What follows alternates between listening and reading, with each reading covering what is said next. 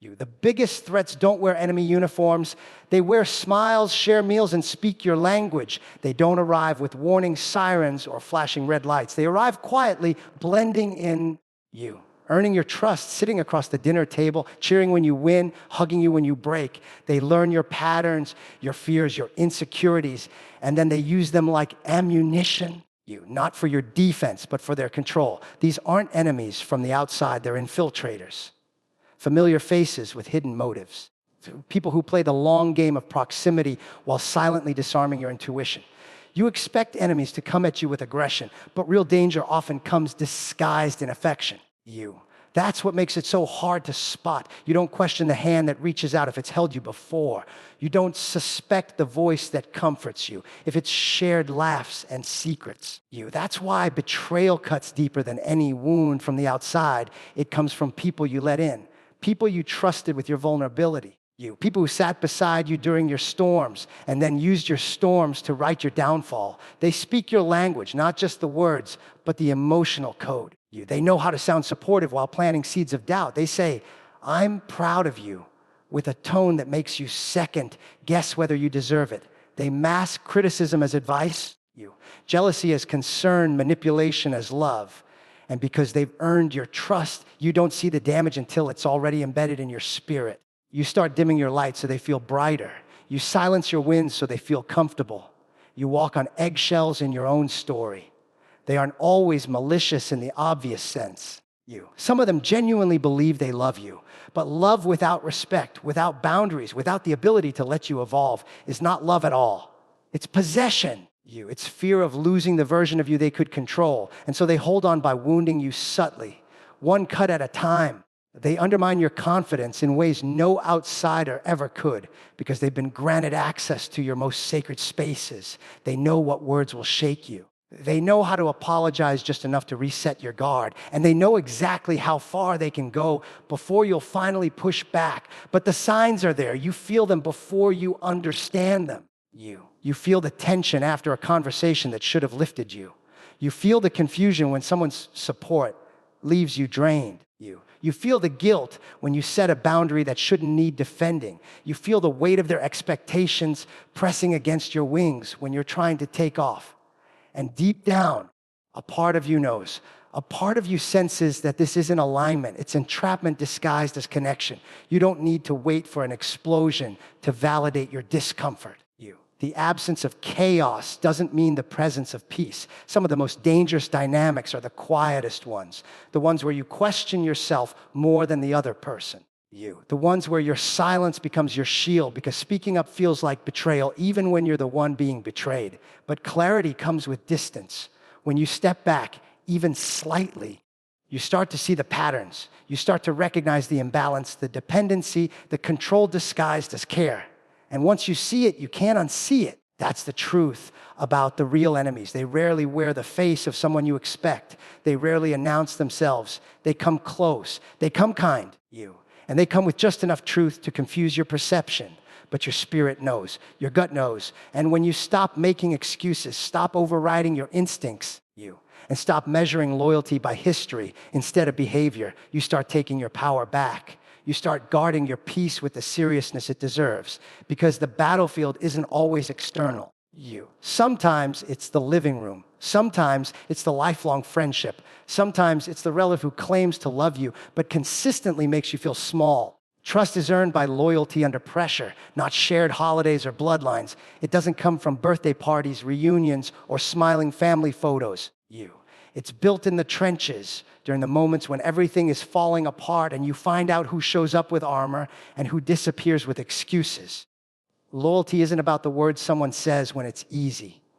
It's about the consistency of their actions when it's not.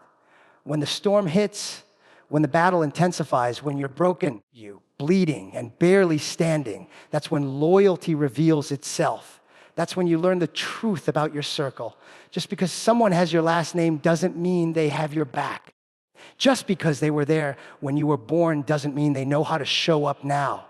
Titles don't prove commitment. Proximity doesn't equal protection. Blood can bind you to someone who cheers in public but criticizes in private. Someone who says, "I love you," but only when you're convenient, compliant. you, or playing the version of yourself that makes them comfortable. True loyalty isn't conditional. It doesn't evaporate when you say no. It doesn't turn silent when you need a voice, you. It doesn't vanish when you outgrow their expectations. People get caught up in tradition, in the illusion that family always equals safety. But you don't measure trust by holidays spent together, you. You measure it by how people handle your humanity, how they hold space when you're not performing, how they respond when your truth contradicts their comfort. When you stop sacrificing yourself to keep the peace, the loyal ones stand beside you. The rest reveal themselves through distance, gossip, or guilt trips. That's the pressure test. That's where trust either deepens or dissolves. You don't earn trust by showing up at a barbecue. You earn it by showing up when it's uncomfortable. When your friend is in pain and needs someone to sit in the dark with them, not fix them. When your sibling is struggling and doesn't need advice, they need you to listen without judgment. When someone you love draws a boundary and instead of taking it personally, you respect it. Loyalty is being steady when others waver. It's being honest when lies would be easier.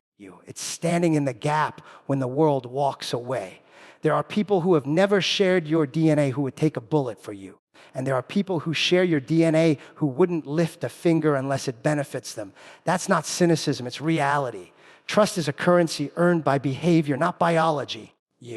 And when you start evaluating relationships through that lens, you stop confusing obligation with loyalty. You stop allowing guilt to override your intuition. You stop calling manipulation love just because it comes from someone who helped raise you.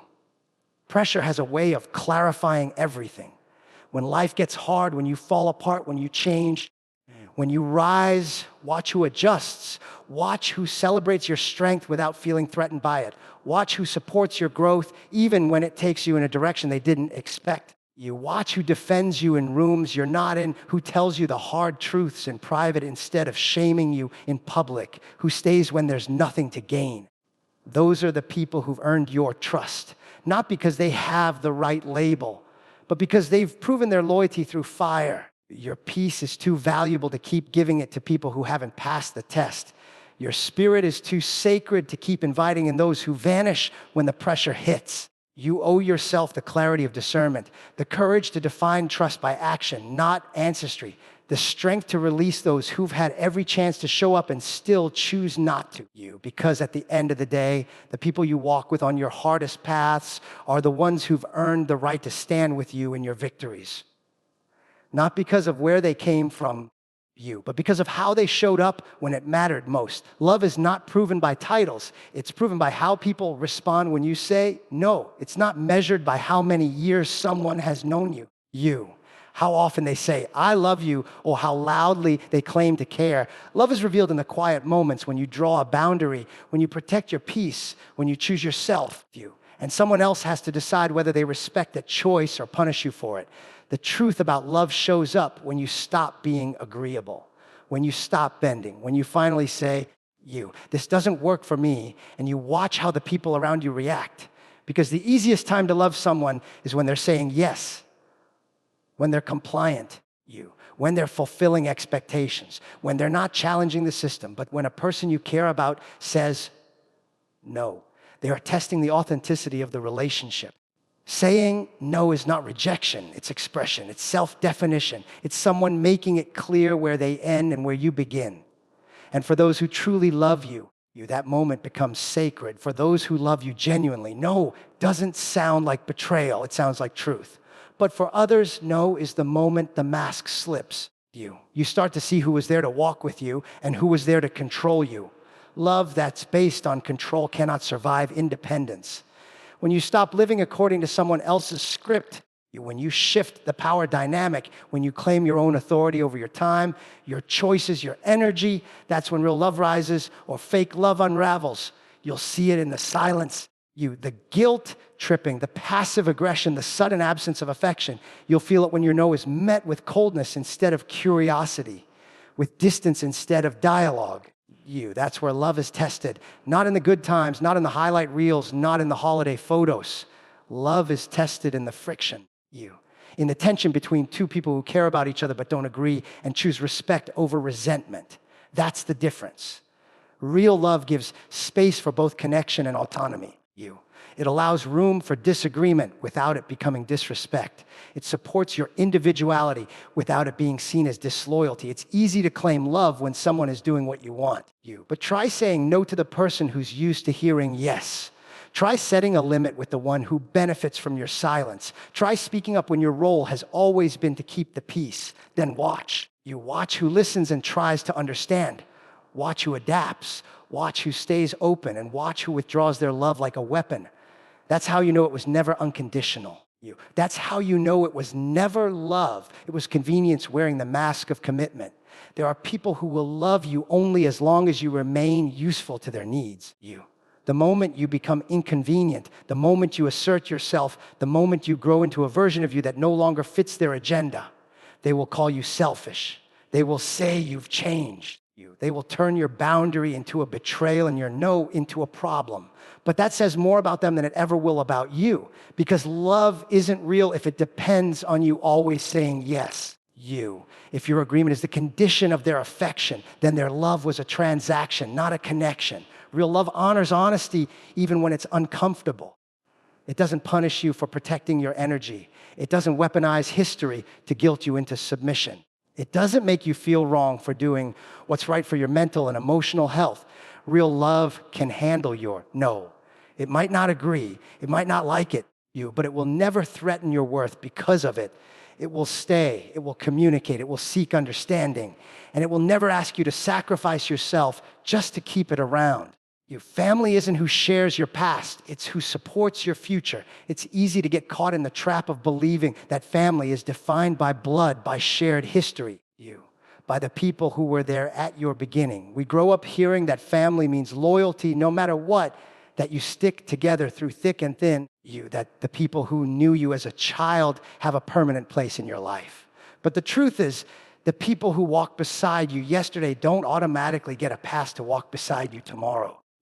Family is not a static title handed down at birth. It's a dynamic choice, an ongoing commitment to support and uplift each other as you grow. Sometimes the people who share your last name or your childhood memories are the same ones who resist your growth. They may hold on to old versions of you, the scared kid, the easy target.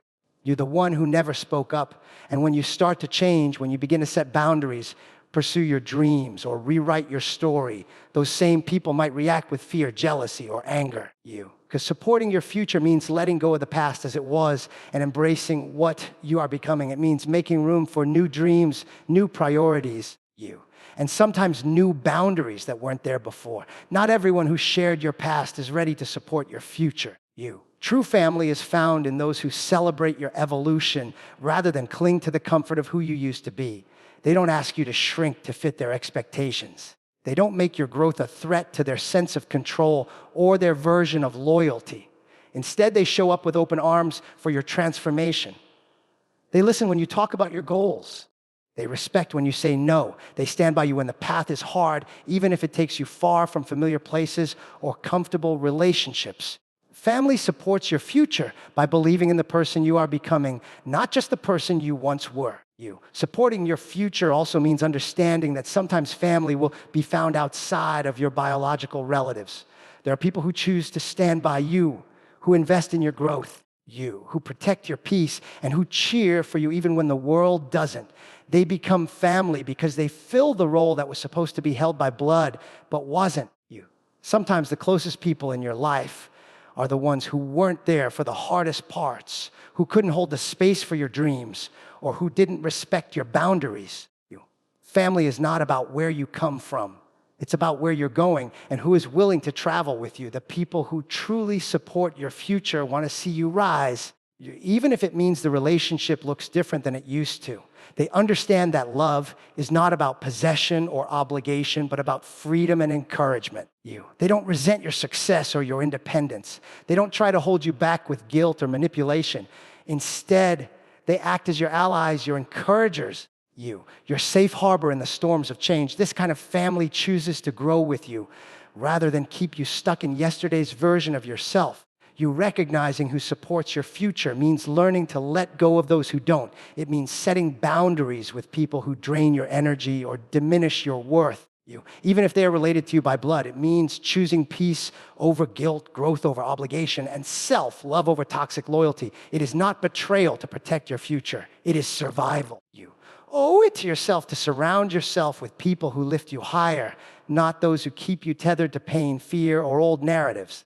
Family isn't who shares your past, it's who supports your future. It's about building a circle that reflects your values, your goals, and your spirit. It's about choosing relationships that nurture your potential and honor your truth. When you embrace this truth, you reclaim your power to define what family means on your terms. You create a new legacy, one where love is active, boundaries are respected, and support is unwavering. And in that space, you finally find the family you've always deserved.